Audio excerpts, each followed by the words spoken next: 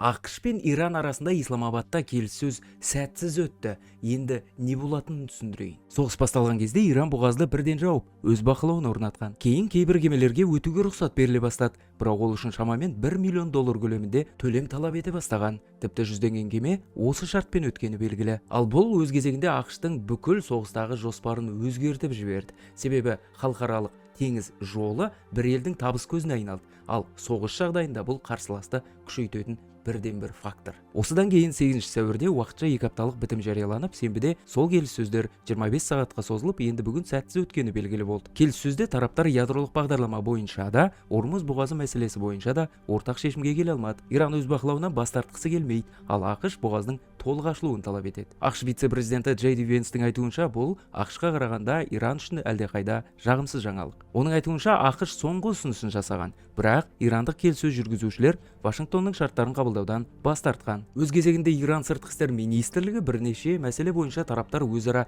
түсіністікке келгенін, алайда 2-3 маңызды мәселе бойынша пікірлер сәйкес келмеген мәлімдеді. Тасним агенттігінің мәліметінше, ақш Ираннан байытылған уранды елден шығаруды талап еткен. Ал Financial Times хабарлауынша, тараптар Ормуз бұғазы мәселесінде тығырыққа тірелген. Бұл келіссөздер аяқталғаннан кейін ақш орталық қолбасшылығы да, Израильдің қорғаныс министрлігі де соғысқа қайтадан дайындығын бастап кеткен. Артынша ақш әскери күштері Ормуз бұғазын блокадаға алуды бастайтын мәлімдеді. Трамптың айтуынша, енді бірде-бір кеме бұғазға кіреді, одан шыға да алмайды. Сонымен қатар ақш Иранға өту үшін төлем жасаған кемелерді іздеп, ұстай бастайды. Ал бұл жағдайдан әлем экономикасының күйі не болатынын ойлаудың өзі қорқынышты. Осылайша келіссөздердің тығырыққа тірелуі уақытша бітімге қауіп төндіріп тұр.